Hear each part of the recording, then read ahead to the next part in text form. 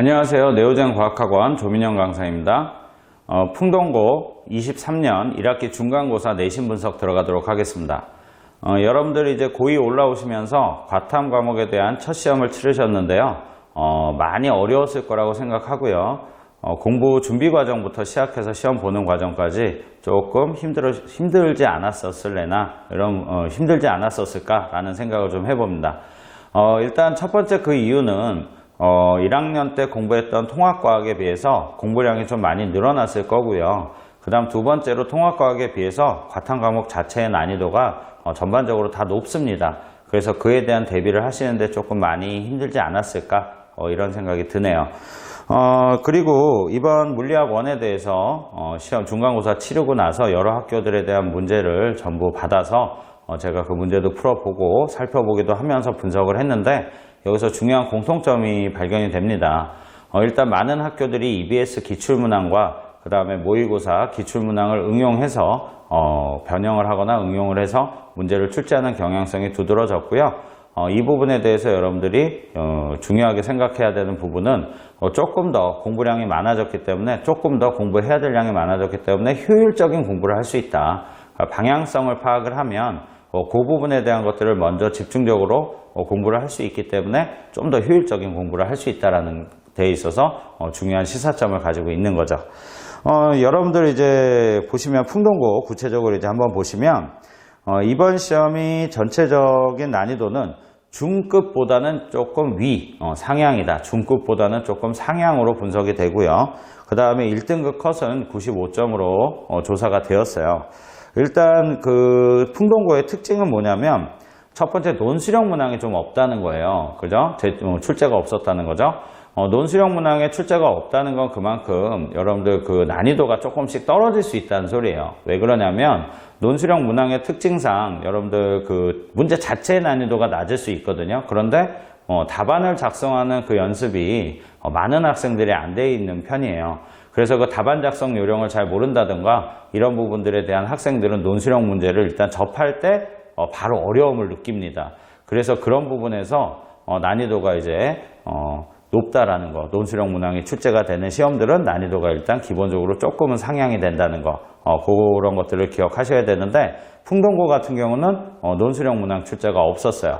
그렇기 때문에 상대적으로 이제 객관식 문항 24문항이 출제됐는데 그 부분에 대해서 난이도를 조금 낮게 책정을 한 거라고 보시면 되는데, 그러면서도 제가 중급보다는 상향으로 그 분석을 한 이유는 뭐냐면 그 중상급 문제 2문제고요. 그 다음 중급 문제가 9문제가 출제됐다라고 판단이 됐어요.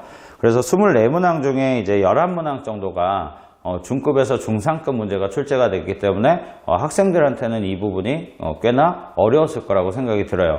비중이 그만큼 높았기 때문에. 그래서 그 부분에 대해서 약간 중급보다 상향으로 분석이 되어졌고요. 그리고 아래쪽에 보시면 4번부터 시작해서 24번 문항까지 쭉 살펴보다 보면 수능 특강 문제를 많이 활용을 했다. 그리고 이제 중간중간에 보면 고3, 고2가 아닙니다. 고3 모의고사 문제를 활용을 해서 출제하는 경향성이 있었다. 그렇기 때문에 당연히 난이도가 이제 높은 문제들이 조금 많이 출제가 된 부분이 있다라고 생각을 하시면 되죠. 그런데 이제 객관식이다 보니까 난이도를 조금 떨어뜨린 것은 좀 이해를 해 주셔야 될 것 같습니다.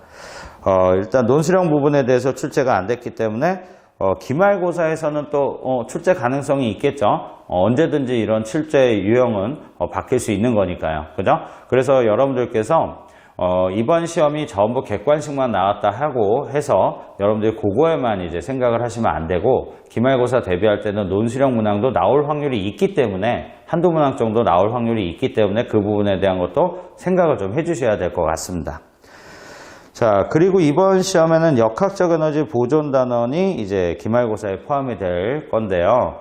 이 부분에 대해서는 언제나 강조를 해도 모자람이 없죠. 역학적 에너지 부분은, 역학적 에너지 보존 부분은 수능에서도 킬러 문항으로 단골로 출제되는 단원이기도 하고요. 이 부분에 대한 중요성은 학교 선생님들께서 더 잘 아신단 말이죠. 그래서 기말고사 때 이 부분에 대한 문제를 좀 집중적으로 출제할 수 있는 확률도 높고, 그리고 난이도를 높이는 데 있어서 이 단원이 굉장히 좋아요. 난이도를 높이는 데 있어서. 그래서 이제 단골로 출제가 가능하다라는 거니까 여러분들께서 이 부분에 대한 거는 좀 신경을 쓰셔야 될 것 같습니다. 그리고 이제 연력학이나 상대성 이론 파트에서는요, 복잡한 계산이 나오거나 하지는 않아요. 그러나 어쨌든 문제에 주어진 상황을 빠르게 파악을 하는 그런 연습이 좀 필요해요. 예를 들어서 연력학의 경우는 어떤 상황이 주어졌을 때 이것이 뭐 등압 변화냐, 등적 변화냐, 아니면 등원 변화냐, 혹은 또는 단열 변화냐, 이런 것들을 끄집어내는 것이 속도가 좀 빨라야 돼요. 그래야지 문제를 정확하게 판단을 해서 풀 수가 있거든요. 그래서 그런 부분들이 있기 때문에 일단 기본 이론 숙지가 중요합니다. 그리고 처음 정확하게 이해를 할 때, 공부를 할 때 처음 정확하게 이해를 하는 부분이 굉장히 중요해요. 뒤에 가서 이게 오개념이 잡히다 보면 한두 끝도 없이 헷갈릴 수가 있거든요. 그래서 그런 부분들이 항상 존재를 하기 때문에 연력학과 특수상대성 이론 부분은 정확한 이해를 바탕으로 해서 암기까지, 이론을 암기하는 것까지 먼저 이제 중점을 둬서 공부를 하셔야 되고요. 그 다음에 이제 그 내용을 가지고 문제에 어떻게 적용할 거냐, 이거는 이제 문제를 풀어보면서 여러분들이 감을 익히시면 될 것 같습니다. 그래서 기말고사에서는 이런 부분 정도로 여러분들이 각 단원별로 중점을 둬서 준비를 해야 될 것 같고요. 풍동고 23학년도 1학기 중간고사 내신 분석은 여기서 마무리를 짓도록 할게요. 제가 여러분들 공부 열심히 해서 내신 기말고사 내신 성적 잘 받을 수 있게끔 기원을 하도록 하겠습니다. 여기서 마무리 짓도록 할게요. 예, 감사합니다.